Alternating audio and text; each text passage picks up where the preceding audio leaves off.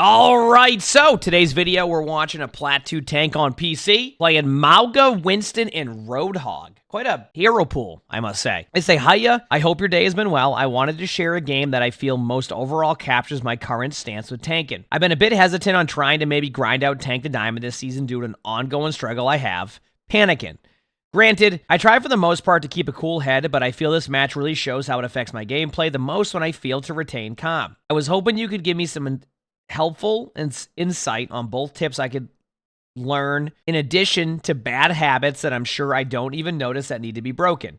I started this game out as Hog, since I find him fun, and after some shuffling, ended up mostly playing Mauga. This game went 4 total rounds in an overtime thriller, which is where I especially was getting flustered.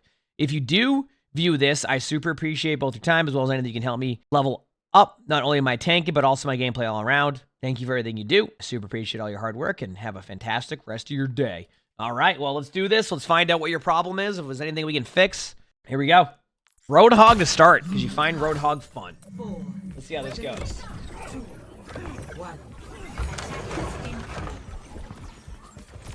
I'm ready.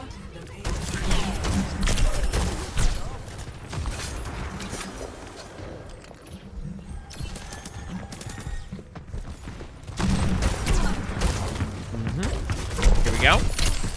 All right, I feel like that should have hooked, but who knows? Going up against Widow, Zarya, I mean, you'll be fine for now. I'm not too worried about it.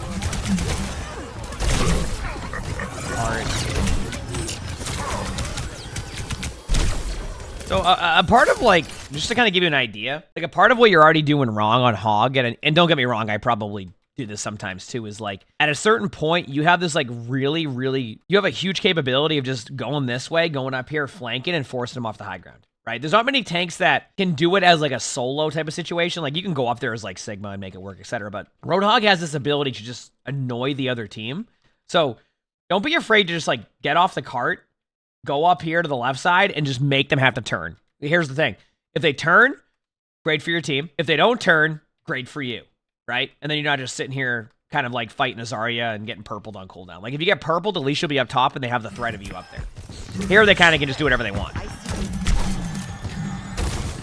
You know?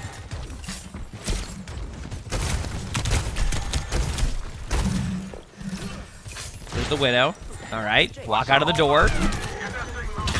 You gotta take top left soon. There you go. Yep. Okay. Yeah.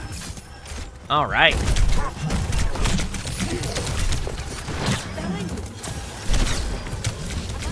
And if you haven't noticed, you end up right back where you started, right? Also, that Zarya really wants to kill you. I just want to point that out. That Zarya chased you all the way down mid. But this is why, once again, it's very important to take that top left control. Like, you know, you're okay, so you swapped because you weren't getting much done on Hog there, so. I think this is Plat, if I recall.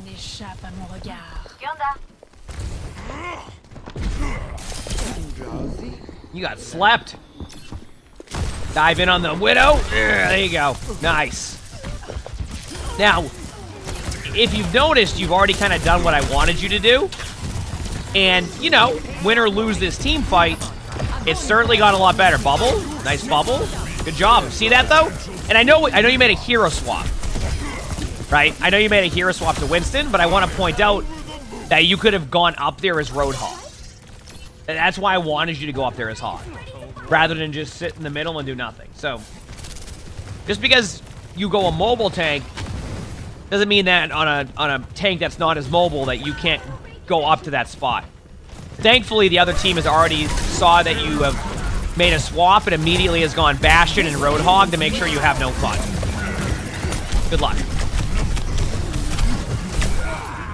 You know, I will say, like, I talk about how in top 500 you don't see as many counter swaps, even though you will see it. But I tell you, I'll watch some of these spectatings, and like their reaction to like seeing just like, oh, there's a Winston, let's just go Bastion Roadhog. Like, that's it. Bastion Roadhog, have no fun.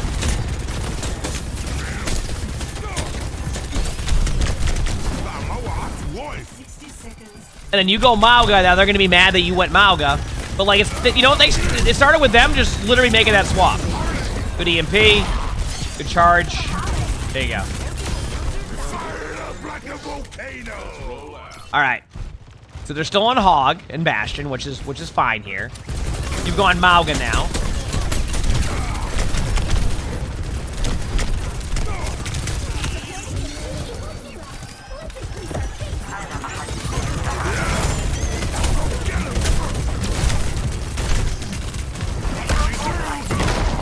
Good play. A little bit unlucky. I mean, not unlucky, but like, I still like the aggression there. They just happen to ult. You said you do laugh when people complain about counter swapping their counter swaps. Oh, I see it happen a lot.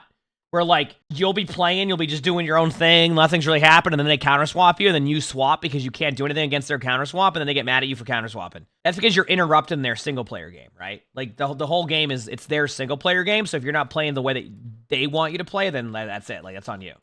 You know, you got to make sure that you're playing around what they want you to do. Okay, let's continue on.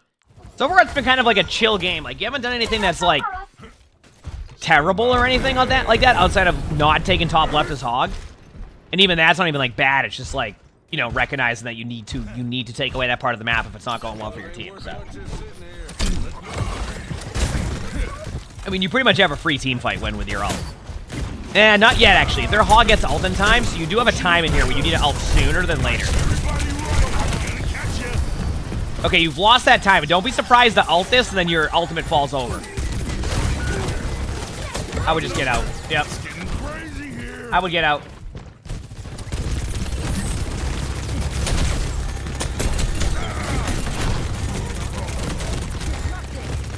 Oh, you're really blasting right now. Okay. That's better. All right. This Hog really just wants to hook you. That Hog is gonna finish the game with 75% hook accuracy and blame their team. Meanwhile, those are the hooks.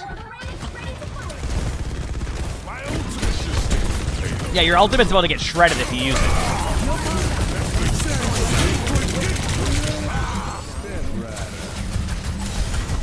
Okay. Honestly, great. Interested in, okay, so I'm actually surprised because I feel like the Hog could have ruined that ultimate, but then chose to try to just do damage to your teammates. Like, I feel like if you have a Hog ultimate and a Mauga ult, and you've already killed the Mauga, like, you just, that ultimate should be dead. But, on the flip side of it, it ended up being a good ultimate for your team. So, like, it wasn't a bad ultimate. I'm just surprised the Hog didn't counter it, right? Does that make sense? I'm not saying it was a bad ultimate. I'm just saying I'm surprised the Hog didn't ruin the ultimate. So, good play and bad play by their Hog.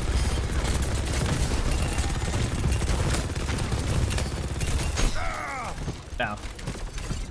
Tazik, thanks for the 25 months of the tier 1. Thank you, appreciate it. Thank you.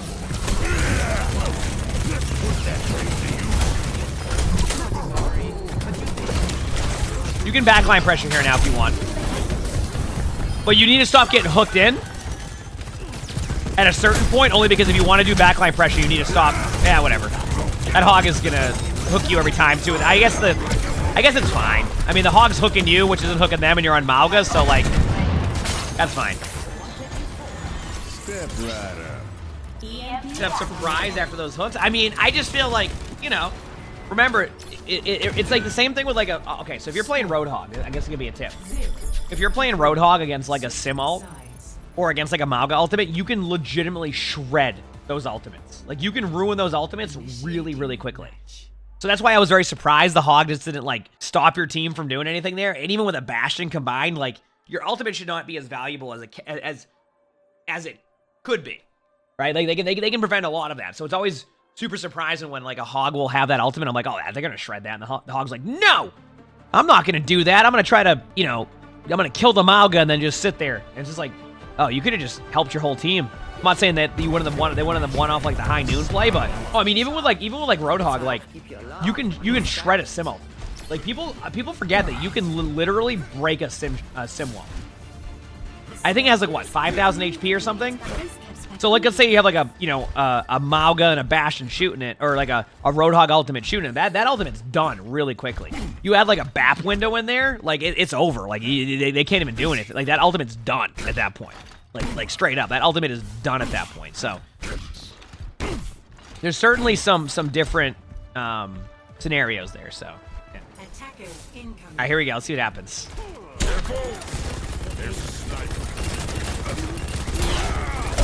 So they went Orisa. You're on Mauga again, which is always interesting trying to like doing a spectating where I watch somebody playing Mauga. A lot of it's like, yup, you certainly are doing what you're supposed to do. You left click, you right click, and you occasionally charge in. So you're certainly doing what you're supposed to do. I mean, that's right idea. A little bit late, probably, but right idea. You're free to go. Yep. Yeah, good rotation out. Try your best to get out of there. Stay at the corner. That's the right play. I mean, you got to kill. You ran away.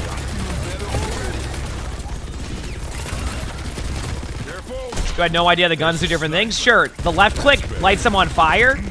And then whenever they're on fire, the right click.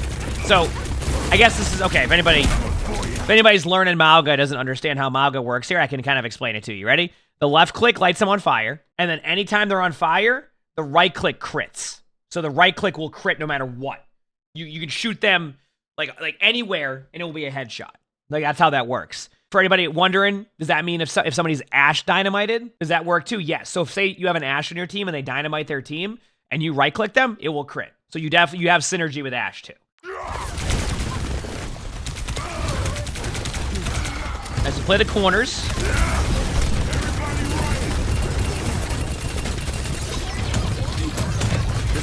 This is...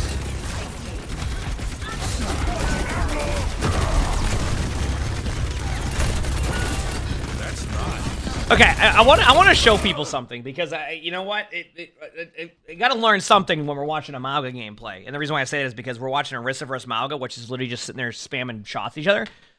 Listen, everybody, when you're playing this map, no matter what rank you're in, okay, this goes from bronze all the way to top 500. A lot of people like to push past this, and I think it's a mistake to do this unless you have numbers. So, like, let me kind of explain this. If you're watching like a top 500 game, for example, and once again, I'll explain why it can work in every rank on this. You'll notice that we'll push here. But the reason why we push here is after a pick usually, right? Or like it's like we grinded them down. We got every cooldown out. They have no opportunity. But a lot of people like to try to sit here and just keep pushing down. And then what happens is you're going to eventually give them a free kill because you end up LOSing yourself, line of sight, right? Because the cart usually ends up around here. So when you start pushing past, your teammates have to push here, which becomes advantageous. You open yourself up to this angle. This, like, it's very susceptible to like have someone just like peek here and they can run away. So you open yourself up to like multiple ways to get shot at. So what you want to do is you want to play at this corner because this is advantageous. You have the whole part of the map here. You have the whole part of the map up here. I mean, heck, you can have this angle if you want to, not recommended, but like if it works, right? And you can kind of hold this area a lot easier, right? So this is why I always say that position is very key. And why it can work in every rank is because even if you're in bronze or you're in top 500, pushing past this is not advantageous no matter what. Unless you get the kill. Say it's a 5v4, then you go down here, and then you can pretty much grind them down and win the team fight. But you don't want to overextend it, and that's what your teammates are doing right now, and that's why your teammates are dead. Because they overextended. You also overextended a little bit, but you're also on Mauga, so you're allowed a little bit of overextension there as long as you're able to get back. But that's why it's always important to play corners and to play cover. And like, because like once you get to here, the attacking team loses a huge advantage, right? They can win with ultimates, which is fair, but they lose the advantage of like being able to isolate you with cover. Like it's advantageous for you in every which way possible. So stop giving up your advantage here, no matter what rank you're in. Like stop giving up the advantage to these teams on these corners when you can just straight up, like it just plays into you. That's why this map is. If you ever watch it, this map is so full holdable on first point is because of this exact corner. Like, if say this corner was opened up or like you know, they adjusted a couple things here, like this corner wouldn't feel as bad. So, you know, just a, I don't know, helpful, you know, tip on those type of situations. Maybe it can work, maybe it can. I mean, but yeah. Now you're done with 3v5. You're probably gonna get nanoed. Yep. I was about to say, you're probably gonna get nanoed, and there it is. You can kill the Orisa.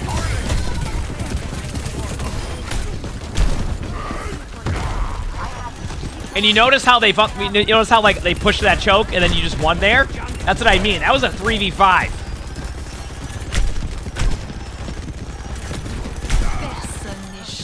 I had a sneeze there. Oh man.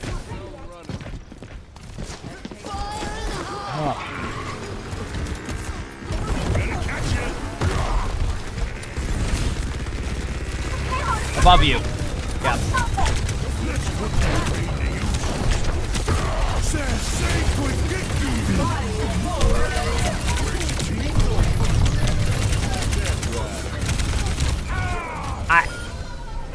I mean, should you have gone there? No. Should your Ana be there? No. That was just a... That was a... Everybody played that in an interesting way, and here we are.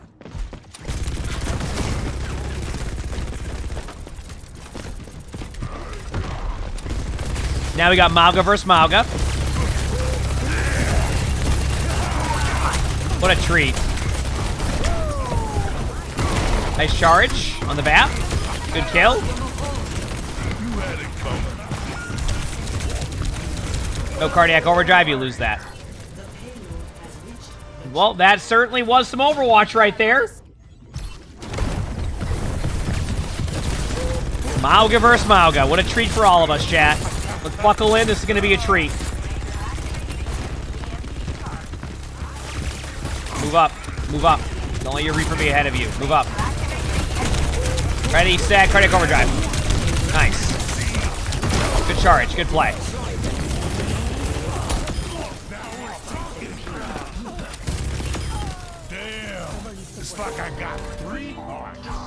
Wow.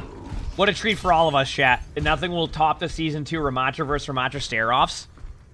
I want to pause for a second, too, to talk about that. This is why I hope in the next tank brings a little bit of a different style or, like, play than what we're used to. And what I mean by that is I feel like the last 2 tanks we've gotten promote, like, this, like, standstill, do-nothing play style, right? Even Ramatra does. Like, Ramatra is you know, it's rank dependent, but Ramatra hits a certain point where you can't even do anything. So you just stand there and stare at each other. So I'm hoping that whatever the next tank has is, like, more... maybe like utility or like movement based stuff rather than just like you stand there and just punch each other and then that's that, right? Because the last 2 kills have kind of like slowed down. It's funny because you had Queen, you're like, yeah, and then they're like, here's Mauga and Ramatra, and you're like, okay, but like I want to get aggressive as Ramatra. They're like, too bad, too much damage in Overwatch. Oh, okay, sweet. That's basically, like, so I'm hoping the next one kind of, like, brings back that, you know, different play style is all I'm saying. Different play style. Hopefully.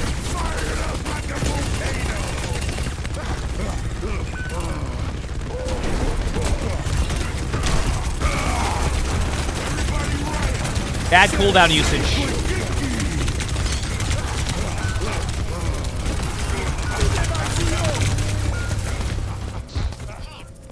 I just want to, I want to pause this for anybody playing, like, Mauga, and I want you to really understand how important, okay, and I hope this is helpful, how important cardiac overdrive is for Mauga. I don't think people realize that with the cooldown because of, like, how much it shifted, but the way that the Mauga cooldown works now with cardiac overdrive, which is the one where, like, you'll see Mauga light up, it gives you 100% lifesteal.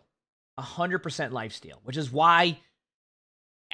you could argue that Mauga using cardiac overdrive way too early or not in the right spots is the equivalent of an Orisa using gold randomly. Right? You wouldn't do that. If you're on Orisa, I mean, I say that and we watch Orisas do it all the time. But if you're on Orisa, right? If you use your gold randomly, it's not going to go well for you, right? So why are people playing Mauga using cardiac overdrive, something that gives you 100% lifesteal and the ability to tank and survive at random times? Okay. It also helps your teammates too. It gives your teammates a little bit of lifesteal and damage reduction. I think it's like 20% or something, but that's still good, right? It helps everybody. So I want people to start thinking of cardiac overdrive as an important cooldown rather than a cooldown you just hit to hit. Like that simple. Like just stop hitting the cooldown for fun. Okay. This goes on the flip side of this.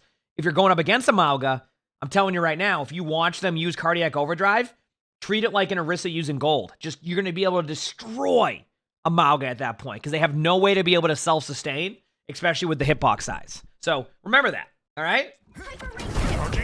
I don't know, does it give allies now? It should. I mean, I could be wrong. Maybe it doesn't give benefit to allies, but I don't know. I swear it does. Because, like, the team... Here, I can literally confirm it in a second. I'll show you in a minute. This will be an easy confirm. I could be wrong. Yeah, but that's why D.Va can do well against Mauga because of the 3 seconds. But I'm more than positive it still benefits allies. Here, I'll literally just... Yeah, it benefits allies. See? See how everybody here? See how, like, the Juno isn't lit up like that, but the Ana is? It still benefits allies, see? Gives them lifesteal. I don't think it gives them 100% lifesteal. I think it's a different number. I think it benefits only the Mauga for the 100%, but it still definitely benefits them. And as you can see, like, to show you the animation, what it looks like, this is when a Mauga is cardiac overdrived. See? So during this is when you have those moments of like, oh, Mauga's unkillable. It's because the cooldown is literally the equivalent of being unkillable. That's why when Mauga doesn't have this cooldown up, you can shred Mauga. But a lot of people kind of play more into this part of Mauga, so by the time they can even kill a Mauga, they've already lost because they're playing into it, right? They're playing into it, and that's the problem. You know, like that's what you gotta wait. Just wait on that. Wait on that exact play, and you'll be in a good spot.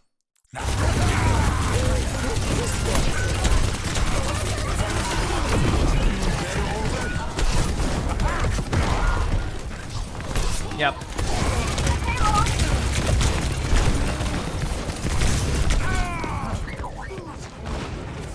Yeah, D.Va DM's great against it. It's 3 seconds. Yeah, I mean, you can if you play against a Mauga, you go D.Va, you can time your defense matrix perfectly. You'll pretty much make it so Mauga isn't as good. 100%. Oh yeah. Yep, I can see all the people's Twitch. I can see that you're typing. Yep. Sorry, Mike. There you go. Nice. You can go in here if you want to, especially with them like looking at your Sombra. Nice charge. Good job.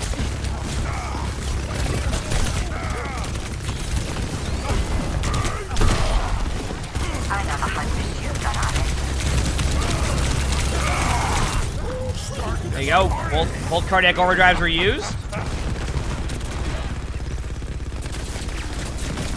Back away now. Play the advantageous corners, either to the right or to the left. I don't like... The right has their doorway, though. Okay.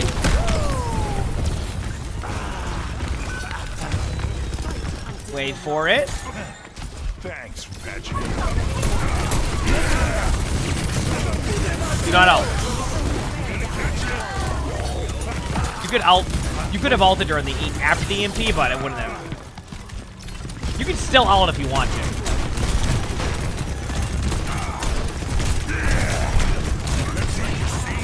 Okay, use your cardiac overdrive now. Get out. Good job. Play corner.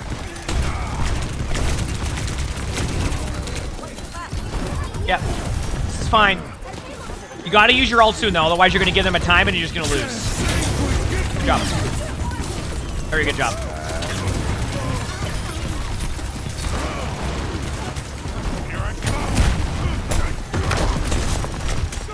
Not bad, you're out of cooldowns, but you're good.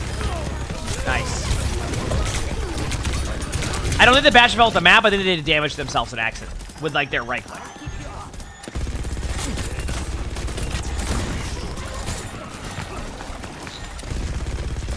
Here we go.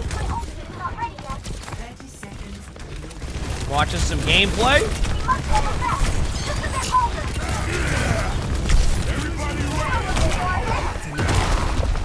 Dude, I'm gonna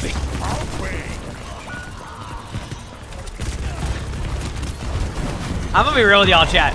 Is it me or, like, the spectating Mauga, like, it's just a lot of you just stand there, hold your buttons down, and then just hope for the best type of, like, it just feels like there's...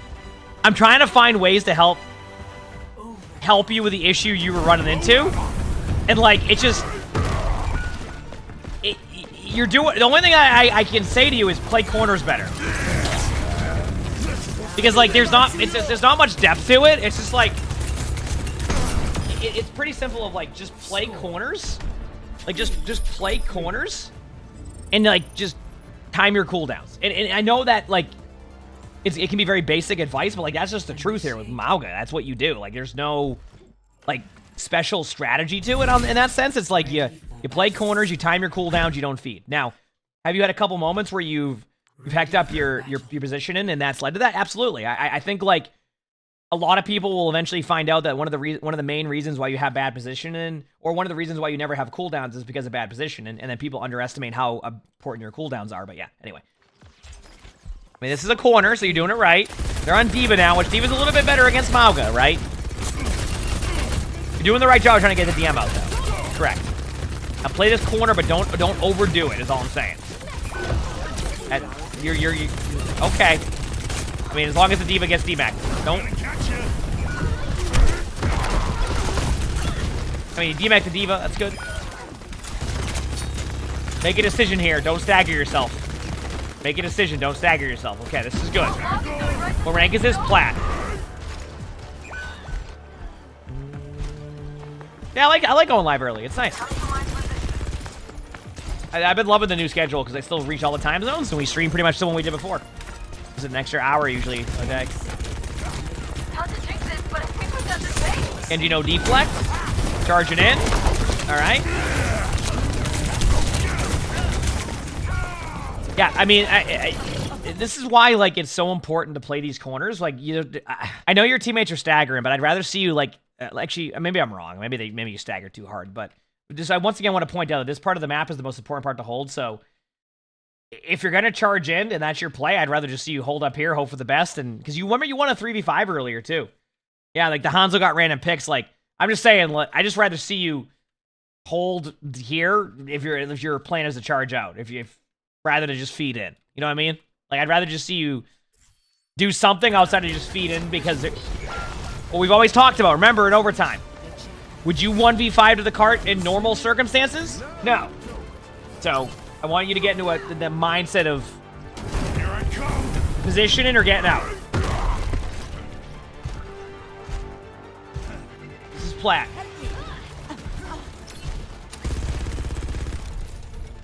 Okay, here we go.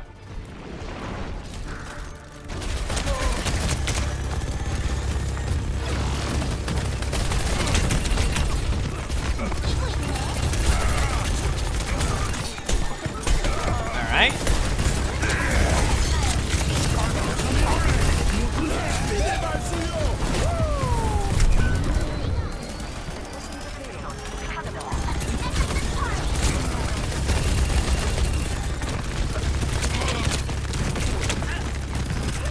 Cardiac Overdrive now.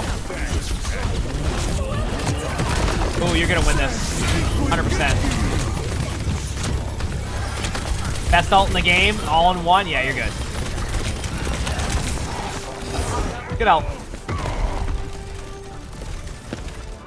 I want to point out to you, and I'll let the round kind of go through here, but like, one thing I do want to point out to you, this is why, at least in my opinion, good positioning can win you games, is like, you backed away, you didn't feed in, and even in a 4v5, you win the team fight. And I feel like a lot of people just like slam into the cart in overtime, so I feel like that was a much better recovery by you. It wasn't, you said you like panicked a lot while playing in overtime, but that felt like it was a good, that was a good idea. You know, you back up around the corner, you don't feed in after you lose somebody, you wait for your ultimates, I was good. That was an example of a good play and why cover's important.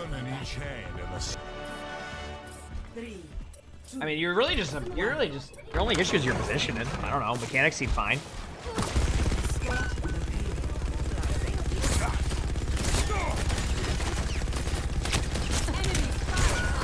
It's okay. I think it's so. I would like to. You probably can. Whenever there's a shield up, don't be afraid to hit both of those shots. I feel like it should be more than. I think it will do a little bit better than you think it will.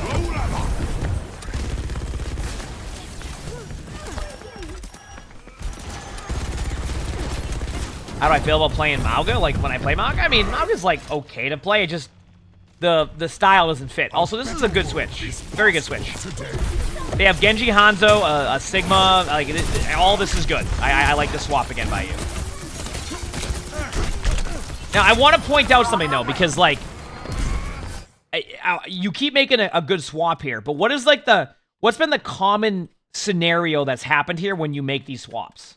Because I think I need to kind of put this like in the mindset of like, even when you're on Mauga, the only difference here is you could have went here again and made a play that way. So I think this shows you the importance of taking away this angle. like, you have two options here. You push the cart, and the cart gets here, and the team's screwed up here. Or you go left side, you take the high ground, you grind them off the high ground, and they get forced here.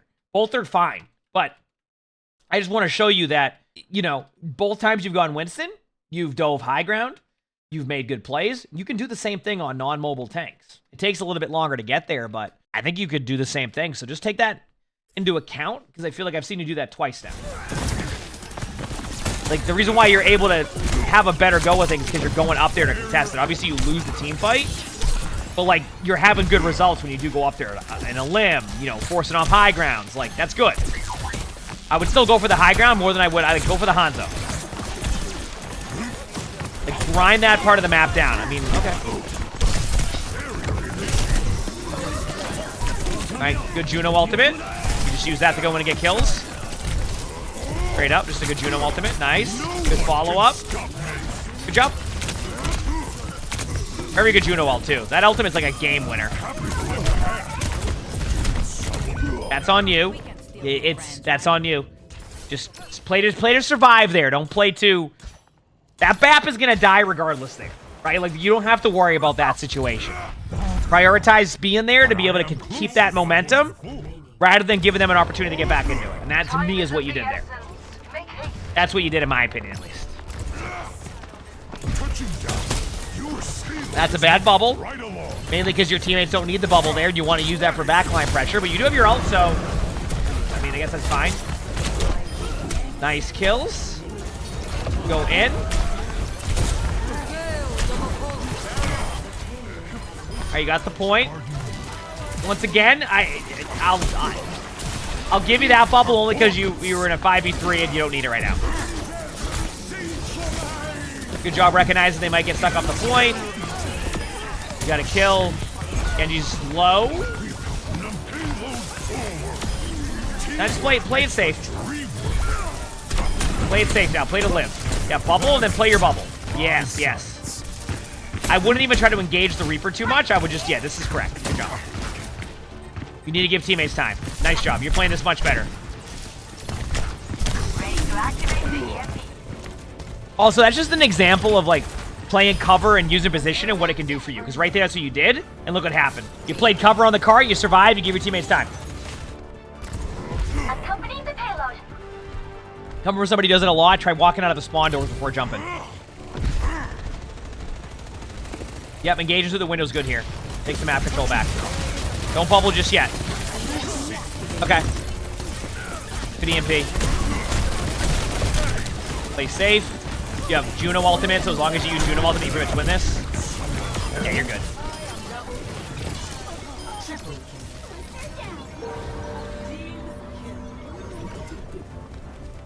Good job. Okay, I mean, I'm gonna be real with you. Like, after watching that VOD, I think you're... You want the truth? I think you're just... I think you think you're a lot worse than you are. Straight up. I actually don't think you're as bad as you think you are at the game. Like, that's what I'm getting out of this, is you're not really... I think really all you need to do is just work on your position and recognize that playing corners is the best play possible for you and to take, like, map control when you can. Like, an example's top left. But I don't think you're really as bad as you think you are at the game. And that, like, you're panicking as much as you think. And, like, let me rephrase that. You could be, but, like, it's not showing on the VOD. So I think it's really just, like, yeah, well, I was going to say, it seemed like they had better position and under pressure, which is, you said your number one issue was when the situations got, like, you know, the overtime thriller is where you said you got flustered, but you weren't really playing it that way, in my opinion. Like, it didn't feel like that's what was happening. It felt like, if anything, your late game presence and the way that you played it was much, much better than anything we've seen prior. So I would look at this as more as, like, you're doing a lot of the correct things. The only thing I would say at this point is just try to slow down your, I mean, just work on your positioning. That's really it. Work on your position and work on map control. You'll be good to go. I really don't, this wasn't anything where I saw much of an issue. Mechanics are fine. So yeah, you get the diamond. Just work, just literally play cover. Play cooldowns, recognize that when you're on Mauga, you're good to go. I mean, that's really how it is. Like, that's all you got to do, and that's an easy fix. You recognize that, you'll win more games. You'll start to see a steady climb. So you got this. You absolutely got this. If you like this video, make sure to hit the like button, subscribe to all 3 YouTubes you haven't, leave a comment. All that helps. If you want to submit your own spectating, look in the description below. You see my Discord. That's where you would do that. We also record these live on stream. You can see the Twitch app webcam, also stream on YouTube. Stop by if you haven't. With that being said, hope you all have an amazing day / night.